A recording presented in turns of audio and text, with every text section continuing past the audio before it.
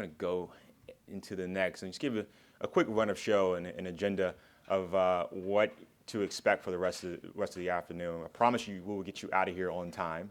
We're really big on time. But the first, we're going to move into our panelists. I think when we look at this work, particularly as it relates to ensuring that we're investing in the right technology and the right school models, is that we're looking at this work from a variety of different angles. And I thought it would be great to take it from two approaches. One, from the top down, and then two, those who are on the ground. So we're going to start our next panelist. And then from there, if we can, after our second panelist, we'll go into breakout sessions. We have through a pre-selected group of themes, and then we'll have closing remarks, doing what I like to call an assets and needs session. Assets and needs essentially means this is what I can bring to the table. This is what my biggest challenges are. I think that could be a huge value add to all of us. Also, I'm going to write a medium piece. I have my colleague Rachel Schwartz taking notes, so we're listening and hearing from your responses. I'm going to craft a Medium piece that will go up, I would say, probably tomorrow morning. I'm going to encourage everyone to react to it. I think Medium is a good platform to share this conversation. And then hopefully there will be partnerships. I think when we think about progress, I think it equals partnerships. And so hopefully there are some formal partnerships that come out of this conversation. Without further ado, we'd love to acknowledge Jeff Livingston, CEO and co-founder of EdSolutions, Joseph South, Deputy Director of K-12, Deputy Director, I was looking at Sara Allen, sorry, Deputy Director of Office of EdTech at the U.S. Department of Education, and Sara Allen, Deputy Director of K-12 Education at the Gates Foundation. Thank you so much for coming. Each will share what they're doing, the crux of their work, as it relates to ensuring that we are investing in 21st century learning. I think Jeff will look at it from more of an investor perspective. Joseph will look at this work from more on the federal policy level, and then Sara will shine a spotlight on what the Gates Foundation is doing from a philanthropic perspective, which will be very helpful. Without further ado, I'm going to start with Sara. That'd be great. Please give a round of applause for Sara Allen. Thank you so much. Thanks so much, Nasir, and really nice to see all of you today. I always like to start with the mission of the foundation, which on this day actually feels just more critically important than ever, that we stay laser focused on ensuring that all people have a chance to live a healthy and productive life. And Bill and Melinda decided that in the U.S., really this needed to be a focus on education, that the pathway to a productive and healthy life in America is totally linked to the ability to access a high-quality education as a prerequisite. So that's where we focus. I wanted to spend a little time talking about what I would call the tragic gap between aspiration and attainment that we face. And when you speak to incoming high schoolers in this country, 95% of them, like almost every child, expresses a desire to go on to some form of post-secondary education, to go to college. But tragically, and this is a tragedy that unfolds every single day in many schools, only 37% at the moment are graduating academically prepared to make it in a post-secondary program. And in some communities, that can be as low as less than 20%. And so for African American students, Latino students, poor students, less than a third really are ending up with the credentials to go on to have a living wage job to be able to provide for their families. And this has been going on for years because essentially the system is set up this way. This is the result our system is currently designed to produce. We've made really great progress over the last few years in elevating the aspiration of the K-12 system to link to a higher standard, to link K-12's goals to allowing all students to go on to some form of post-secondary education. But what we're not seeing yet is the outcomes changing. And I think California is a pretty interesting case in point here. This is data from the most recent NAEP assessments and recent graduation data. So you see that the majority of eighth graders in certain populations, vast majority, are not proficient on the eighth grade assessments in math and literacy. And 4 years later, only a third of them are graduating from high school having completed the coursework that are the basic requirements to get into the California university systems, the state system and the UC system. And for ELL students, that is less than 10%. So just think about how many kids that represents in the state of California, that the system is just not giving them what they need to be able to be on a pathway to success. And what's ironic about this is that this is persisting in the state in our country that has produced the most innovation, the most wealth creation, arguably, over the past 40 years. So how is this happening? I just wanted to make the argument today that it's time to turn that innovation power to focus on solving these really chronic systemic problems. Now, there's more than one way to go about doing that. And even though Nasir asked us to come talk about top-down solutions, really, I would argue there are multiple starting points for putting pressure on this system to change. And the top-down actually is probably one of the ones that has most limitations. Top-down solutions can really be helpful for things like building common infrastructure, where policy change can propel investment at a scale that can move the needle quickly. But when you're talking about changing instructional practice in classrooms, telling people what to do from the top down has actually not shown to be ever really that effective. So really want to focus as well on thinking about bottom-up solutions, grassroots solutions that are being driven by teachers and students, families and communities, to develop and test innovations in many places at the same time. And the challenge is, how do you connect those together and make them visible so that they can become a force for change across the board? Outside-in solutions, whether it's from the private sector or charter schools, where new models are being created that the system itself can then adopt and embed.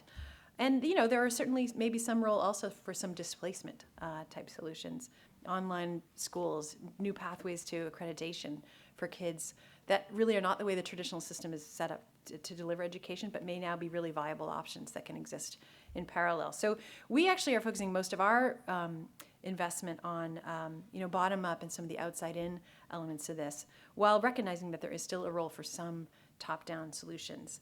And because of the importance of thinking about it broadly, it's going to be messy. There isn't one beautiful, logical pathway we can lay out in front of us to get to the future we want. There's going to be a lot going on at the same time, and hopefully that an overarching trend is moving in the right direction. I wanted to focus us to think about the school as the unit of change. Why is it so hard for schools to, sorry, I think this slide is really a big one, to address achievement gaps? All right, come on. Well, I'll just talk to it. So if you think about the average teacher in a high school is facing a class every day at first period with about 30 kids in it. And those 30 kids are coming from wildly different backgrounds. They have talented, gifted students. There are students with diagnosed learning needs. There are ELL students. There are students who may be several grade levels behind. There are students who may be facing childhood trauma. There are poor students. There is no average student. And so the system as it's currently designed is often set up to just deliver a single solution and then tweak at the edges.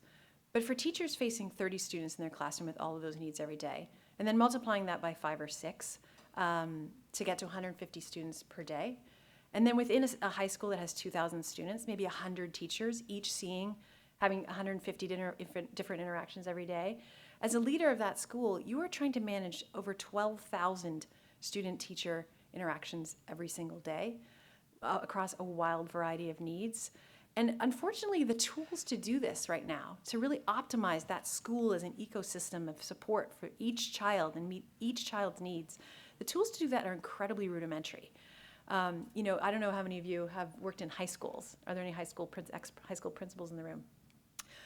Well, the way high school principals think about scheduling and targeting the resources that each child needs every day often starts with sticky notes on a wall, trying to map the schedule. And high school principals will tell you often they spend months every year trying to get to that perfect schedule to meet the needs of all of those kids and make sure that all 12,000 of those interactions go right and help each child get on the trajectory they need to be on. But a manual way of doing that doesn't make any sense. And unfortunately, it's actually really ineffective. And no principal actually has the tools to tell you whether all their students are on track right now, today, and getting what they need. And teachers don't have the tools they need to diagnose each student's need every day and align the right resources every day for each student in their class. But these are problems that technology is actually incredibly well suited to help solve through an investment in better tools and platforms.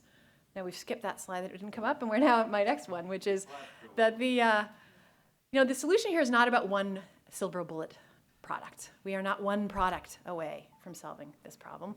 But the good news is that there are a range of innovative things happening across a range of segments, from curriculum to school operations to supports for teachers. And a recent glance at the EdSearch Product Index shows that over 2,000 different products or services listed in 50 different possible categories. And many of these did not exist a few years ago. The majority of them did not exist 5 years ago. So this is a massive amount of innovation going on in a really short time. That's super exciting. But it raises its own challenges. How can educators decide what to try, what to use, when you're faced with this much choice? How do we know what's working? For whom? In what context? And how do we make sure that these things can all be plugged together and interoperable so that teachers aren't having to log into 50 different systems every single day just to get data on their kids? So most importantly, though, how do we make sure that the best, most world-class, highest impact resources on this list are in the schools that are serving the students that need them the most? How do we remain laser focused on the fact that all of these new innovations need to be present in the communities that are suffering the most? And if we don't do that really intentionally, we could be creating yet another uneven playing field. We were recently looking at this at the Gates Foundation and realized that over 50% of students who are either African American, Latino, low income, or English language learners are going to school in 500 districts out of the 15,000 districts in this country. So that's a pretty manageable universe if you think about it that way. But how do we make sure that all of the best stuff, all of the best resources, the best models, practices, supports for teachers are really being channeled into the places that need it the most? And that's really where we come in as funders and investors in this space. We've been taking a multi-pronged approach to this as the Gates Foundation. Our program strategy is focused on thinking about how do we create incentives for the development and uptake of the kinds of practices and models and tools and products that are needed to really change outcomes for kids. We're focused on improving availability and quality of what's out there. So really looking at where are gaps in this market and how can we use our foundation resources to catalyze new development. Places like English language learners, not a lot of great tools out there to support teachers to meet the needs of English language learners. Improving access through things like open education resources, getting things into the hands of teachers quickly that are free and open. And then we've been placing a lot of focus on building the evidence of impact for the field through different kinds of rapid cycle evaluation approaches, some in partnership with the department. And then it's a real focus on how do you support educators to understand and select and put into practice the best tools and resources. So focused on things like piloting. School districts aren't necessarily set up to pilot things very well. They typically have the burden of bureaucratic procurement process that don't allow for nimble trying of things. But that's changing. And there are lots of schools, networks of schools and districts that are interested in piloting and meeting with entrepreneurs and trying things out and helping iterate to make products better. And then finally, how do we support teachers to change practice? Ultimately, if we are heading towards a student-centered world where students really need to help manage and drive their own education and access what they need, how do teachers need to change their practices? And one really promising thing we think's showing great promise is the role that digital communities can play in linking teachers together. Teachers are amongst the most active users of social media. They're on Pinterest, they're on Facebook, they're on Twitter in huge numbers, collaborating with each other, sharing resources, sharing ideas, innovating together on projects. And the more teachers have a network of support around them, the more likely they are going to be willing to try new things. So a lot of promise there in building teacher-to-teacher type work. And then there's still a lot of work to do on the enabling infrastructure to get things to really work together. I think philanthropy, I'll just close on the kind of the unique role that philanthropy can play in helping drive innovation. First of all, we are not constrained by the profit motive or regulation to serve everybody. We can help bring a relentless focus on the population that needs the most support. And in our context, that is African American and Latino students, those that are first English language learners or living in poverty. So when we do our grant making, we are relentlessly focused on trying to channel resources and supports to those populations and to bring others along on that journey. We have patient capital, and we can make it really widely available in different ways. And I'd like to think about democratizing innovation, and how do we get resources to the hands of teachers to be innovators, to focus on entrepreneurs of color who have the lived experience to bring to bear on product and model development. And so making capital available in ways that is not traditionally the way venture capital works can really broaden the base of innovators in our space. I mentioned investing in evidence, connecting and catalyzing people together, such what Village Capital is doing here today. The more we are connecting, catalyzing, sharing information, and collaborating against this problem, the faster we're going to make progress. And then finally, we have to be patient. This is not, we are embarked on a 50-year transformation effort here. We need early wins, but we also need to stay the course and stay together and stay focused on the students that need it the most. So it's a really complex, gnarly problem, but the reason we're all here doing it is not. So I'll just close on that. Thanks so much.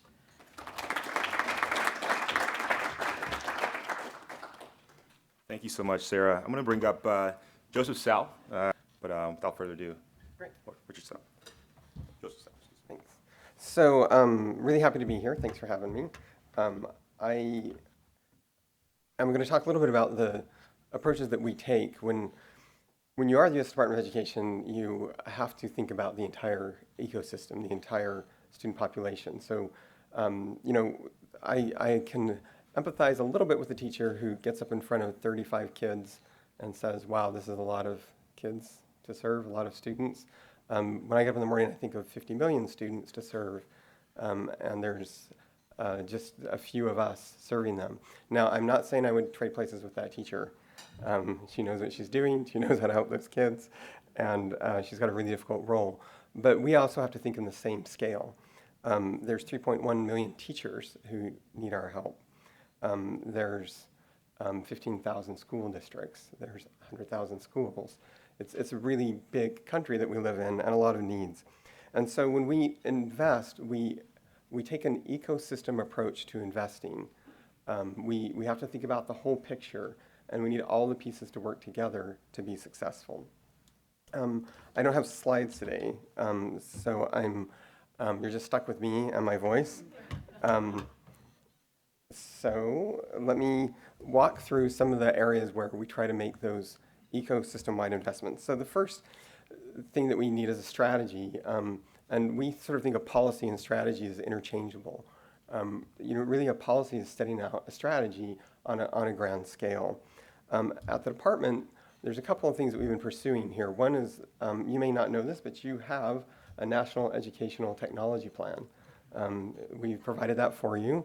It's free, and everyone gets a copy who wants it, because it's digital and in the public domain.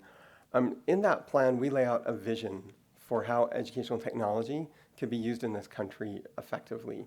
And at first blush, you're like, so you wrote a document, good job, government bureaucrat. And I can sympathize with that point of view. But this document's actually quite remarkable because it wasn't generated by ideas in Washington. It was generated by us talking to thousands of educators and leaders in the ecosystem and finding out what's working and where the areas of greatest impact are and designing around that. As a result, we've had tens of thousands of downloads of this document, and it's being used by states. Some states just modify it and make it their own state plan. We've even had districts take that on. And it lays out some really important principles. Number one, that learning has to come first and technology comes second. That seems pretty basic, but there's entire countries who've made the mistake buying the technology first and then trying to figure out what to do with it. And those, I don't know if you've seen the pictures of devices stacked in closets, brand new, never been opened, never been used, nobody knew what to do with them. The second is that technology needs to be transformative. If you are just copying and pasting what you did without technology, you're making it both harder and more expensive to do what you were doing before. It sounds like a no-brainer, but my own son came home with a code that he's all excited about, said, this is going to help me with math. My teacher told me I could go on the computer and get some math help. And so we went on the computer and we typed in his code, and lo and behold, we discovered PDFs of math spreadsheets or math worksheets. That was the exciting technology that my son brought home from school. We've got to do better than that. Third is personalized learning. There is no way we are ever going to meet the needs of every child to the degree that we need to if we don't personalize their experience. Teaching to the middle is not what any teacher wants to do. It's what they find themselves having to do. Teachers who personalize learning spend all day and all night doing that. And they can be phenomenal at it. And, I'm not going to put a teacher, an amazing teacher who's personalizing learning for every student up against a computer that's doing it. The computer would lose. But that teacher is going to get exhausted, right? She can only do that for so long. We need to help her out. We need to give her tools to do that effectively and to be able to scale that approach. And then active use of technology. We have devices that have more computing power than it took us to get to the moon, and we hand them to a student and tell them to watch and listen to what's on this device. I mean, if that's not a missed opportunity, I don't know what is. We need to put technology in the hands of students in a way that they use them actively as tools to create and to solve and to communicate and to express themselves. We know that systematically, students in lower socioeconomic areas are more often asked to use technology passively instead of actively. Wow, I've got to go a lot faster than I'm going. So I will move on to infrastructure. So the second area that we invest is in infrastructure, and we don't do that ourselves, but through partnerships, particularly with the FCC, we have been able to transform the digital landscape of our schools. Now, this is an invisible change. You probably may not even know this, but the president set out a vision called Connect Ed, and he said we need 99% of schools connected to broadband by 2018. Well, at the time, most schools, their average bandwidth was the same as to your house for a school. Today, more than 70%, some estimates as high as 80% of schools have the broadband that they need in the classroom. That's a huge change, and it's invisible. But what it does is it changes the teacher from being in a position where she does technology on the side because it's not fast enough or it may not work, to something she can rely on every single day. And so the innovation that we're going to see, most of it hasn't happened yet because they've just barely got the infrastructure in place to do it. The third area is people. We have to invest in people. People use technology. Technology doesn't do anything by itself. We've done this through our Future Ready work. We have nearly 3,000 superintendents who signed a pledge to transform their entire school district with digital learning. That represents 18 million students. We've also made huge investments in personalized learning through our Race to the Top district program, and some of the leaders of that are here, to help them try out these models at scale and see how they play out. We also have an effort called Future Ready Librarians. Instead of getting rid of our librarians, thinking that they're irrelevant, we can put them in the front of this work because they know how to curate resources. They know how to find information. They know how to coach teachers. Let's put them in the front, not the back. And then we also support education innovation clusters. So these are locally organized organizations with local philanthropy and local foundations and schools and higher ed who are working together to solve educational issues in their community. And we help network them across the country. The fourth area is digital learning resources. You can have your teachers ready to go, you can have your infrastructure ready to go, and if your resources as a static, printed, inflexible textbook that's 7 to 10 years old, you're not going anywhere. And there's really two ways we're addressing this issue. One is our Go Open work, where we're supporting the expanded use of openly licensed educational resources in K through 12 schools. And the idea there is really to provide the students and the teachers more choice, to open up more avenues of flexibility, and to give the teachers much more control over the curriculum in their classroom. We also know that there's a lot of proprietary material that's very, very good, but there's a signal-to-noise ratio that is way too high. Teachers simply cannot find the quality material. And so that's why we're working on something called rapid cycle evaluation. And in this approach, we've created something called the RCE Coach. This coaches a school or a teacher or a district on how to create a very short-term pilot of some proprietary edtech solution that they want to adopt, where they systematically gather data about it, and they find out whether it's actually going to meet their needs, and then they purchase. Now that sounds really basic, but we know, because the research has been done, that most schools buy their edtech based on anecdotal stories from other educators. That's the number one way these things are purchased. We've got to get beyond that. We have to be able to make evidence-based decisions. In summary, there is so much work to do in all of these areas, and our approach is to try and look at the larger ecosystem and take a holistic approach. And I think one thing that has been really gratifying, and I'm almost done, whoever's flashing the signs, of this administration is the focus on equity. Technology is a powerful tool for innovation, but it's also an incredibly powerful tool for equity. And if you think in terms of equity, you make different choices. You make sure that all your students have digital resources because they're always up to date. You make sure they can be connected to experts and the best teachers wherever they may be. You break down the walls of the school and bring the resources to the students. We have a vision of every child having the education that they need to be high quality, to be personalized, and we feel like we're trying to make the kinds of broad investments that will make that possible. And we need all of you to do that. These ideas didn't start with us. We lift them up, we convene other people, we bring them together, and we spread those ideas. So we look forward to working with all of you to do that in the future.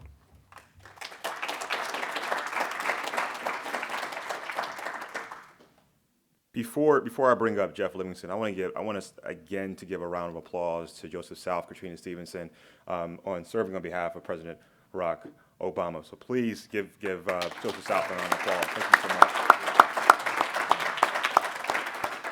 Incredible work your office has been doing over the past 8 years. Really appreciate it. Jeff Livingston. Thank you.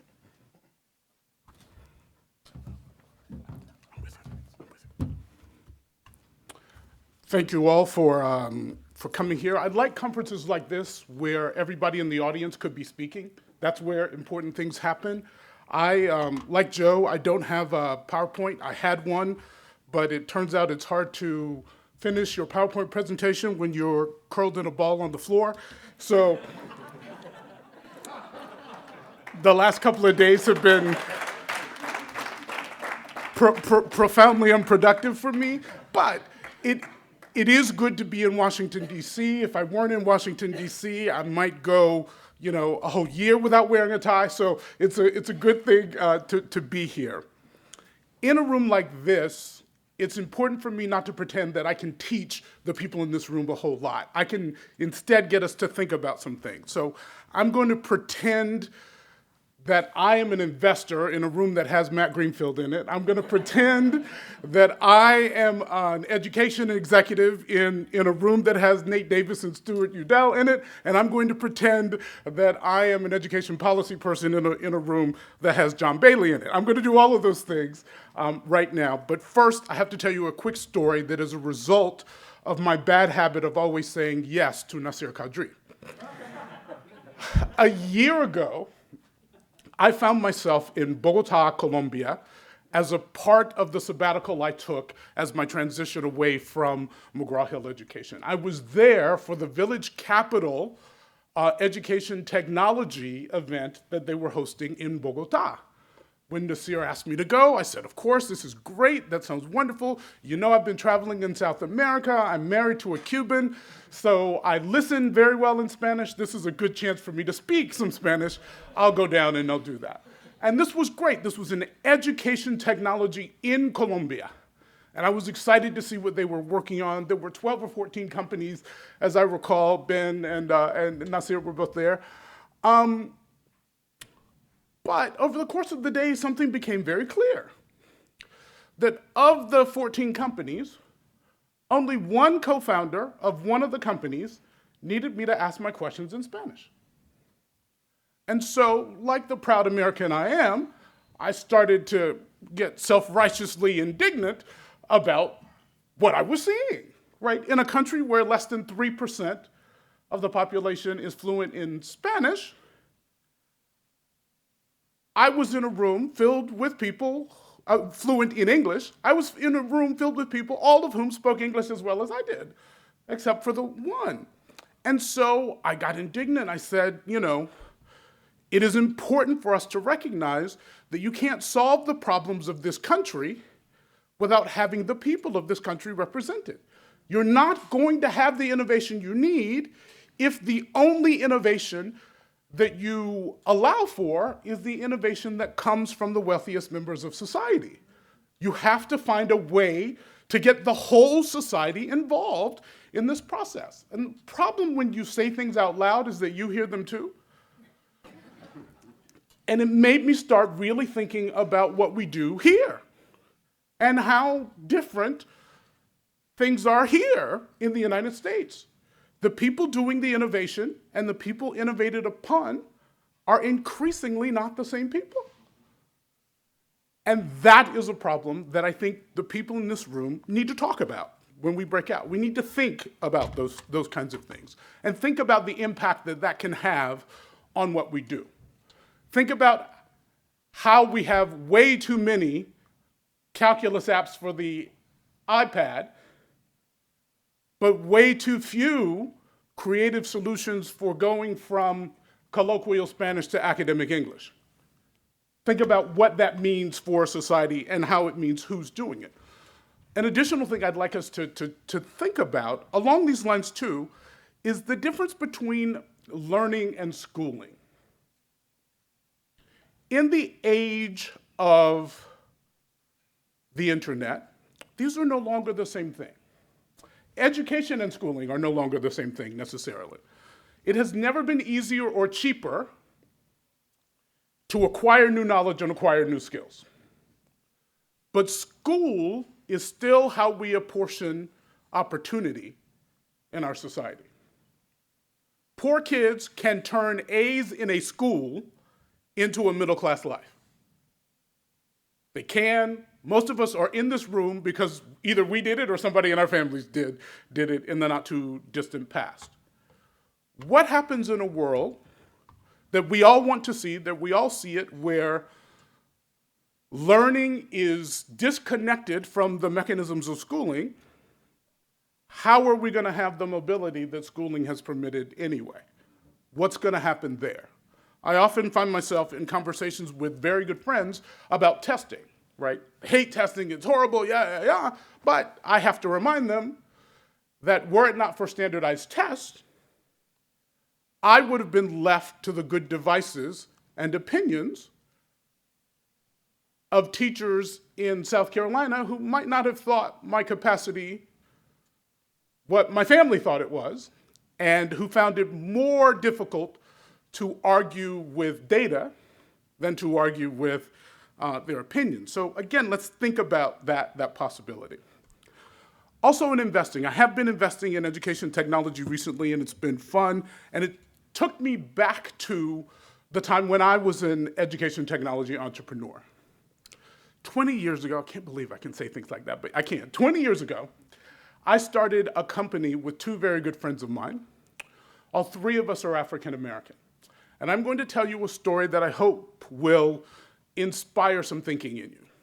When we were raising money, no investor met more than one of us on the same day. Let me say that again. The whole team could not come to the investor meetings because when more than two African Americans were in the room, the conversation was about, let's go to Oakland and start an after-school program. It wasn't about the business. Right, so everybody who ultimately invested in us would meet one of us, and then the others would be added along gradually because it was just too hard to get their minds around the fact that there could be three African Americans on a founding team. This, by the way, was in a day when Silicon Valley was more diverse than it is today, with the one exception of Asian men. So I just want to put that out there for you. In addition to that, think about the kinds of innovators and entrepreneurs we want to support. We want to support women. We want to support ethnic minorities, not just because it's a good thing to do for the society, but because they will see opportunities that others might not see, and there's a market reason to want to do that. There is very obviously a gap in funding before the A round for people who are not three white guys and their favorite Asian coder. There really is a gap. And if you think I'm wrong about that, there are even people in the room who can tell you about renting a white guy to come to a meeting. But we'll talk about that. Those of us who think about investing and about philanthropy need to understand how we do that, how we fix that market inequality, how we think about different ways. Maybe it's a recoverable grant that allows for innovation to come from unexpected places and to then compete once they've proven that they have a concept. I think these are things that we need to talk about. There's a lot more that I want to talk about, but I'll end with this. Artificial intelligence is really exciting.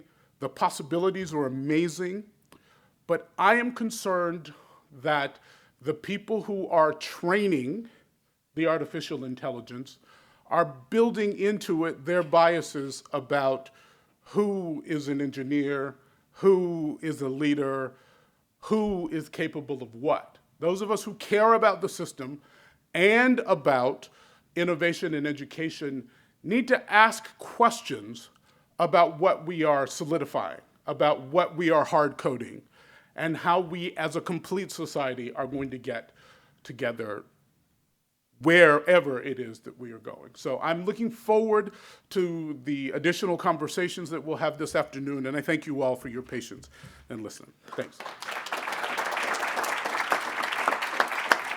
Thank you so much, Jeff, for those powerful remarks. So I have some questions that I wanted to ask the panelists, but I think we're getting cut on time.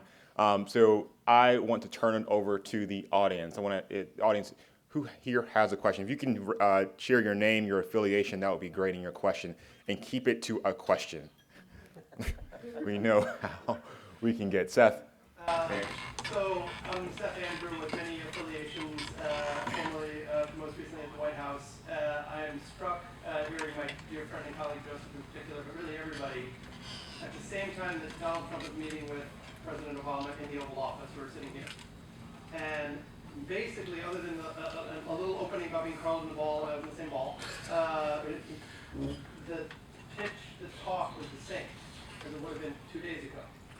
But I think the world is not the same, right? So your deck, Sara, your pitch, Joseph, about ConnectEd, your sort of sense of, look, I don't think we're in the same world, and I'm curious about how you would consciously amend what you just said, given a new president and a new world that we're walking into now. Good question. That's a great question. It is. Let me start it, because I'm the one with the I don't know if you need that. least institutional affiliation. The presentations are the same, the context is different. I expected to be saying these words in the context of knowing that the people who replace you would also probably be people that I know and respect and have been in this work for a long time, and we disagree on some things, but we have the same goal. I now offer these words in the context of not knowing who the hell is going to be in the Department of Education, or if there is going to be one, or how that's going to work. So I think that the work hasn't changed, the context has. If anything, the kinds of things that we're talking about have become more critical. I think it's fair to say we have had 2 administrations in a row that have been working on these issues. I hope we have another, but I just don't know. So I still work for the government, and that will influence my remarks to some degree. But the first thing I would say is every child is growing up in a digital world. Every single child needs the skills of a digital citizen. And there's no parent that shouldn't be able to understand that. I don't care who they voted for. The second thing is, EdTech is and should be bipartisan. And we've had really great leaders on both sides of the aisle over the years. And they've contributed massively to moving things forward. And I think there's an economic imperative to this work that resonates with everyone. So I'm very optimistic. When I look at both Future Ready and Go Open, we have 17 Future Ready states. Is that right? No. We have 25 Future Ready states.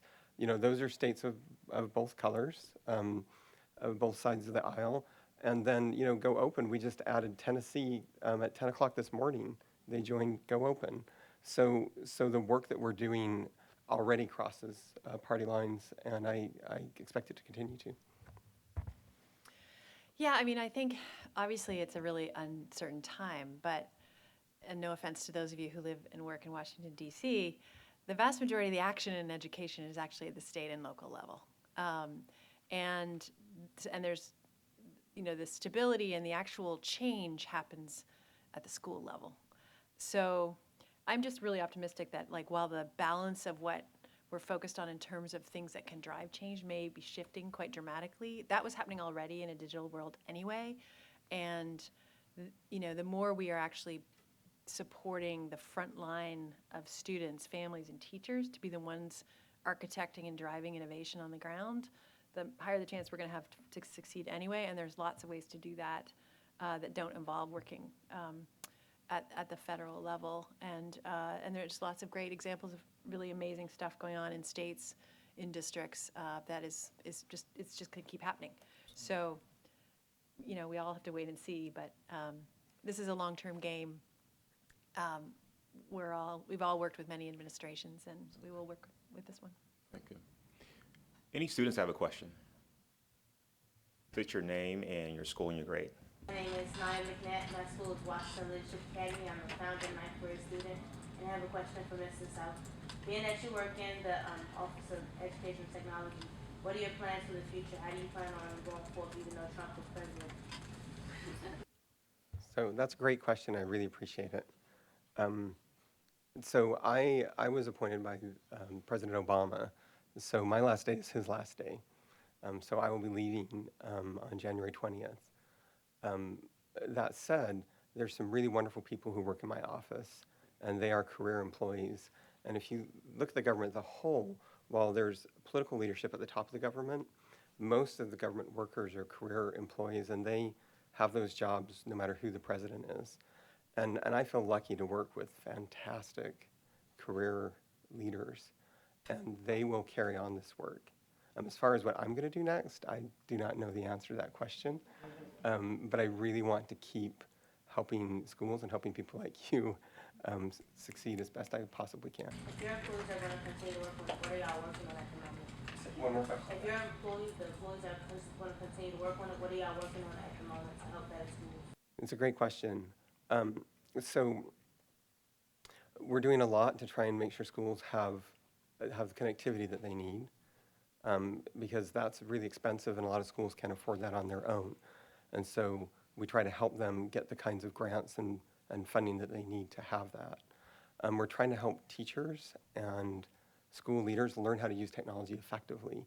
You probably know from your own experience that just because you know how to text or use Instagram, you don't necessarily know how to use technology to learn or to teach.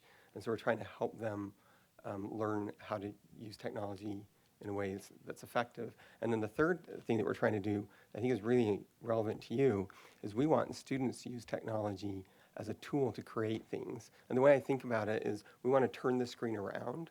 So instead of students, using technology to watch something and like watch a video and learn from it, they're making something with the technology that displays on the screen that other people can learn from.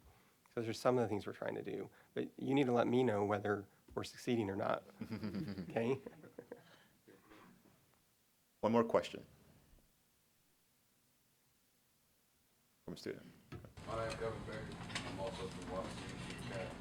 I feel that it's kind of good that you have the way that the process is to help us achieve something.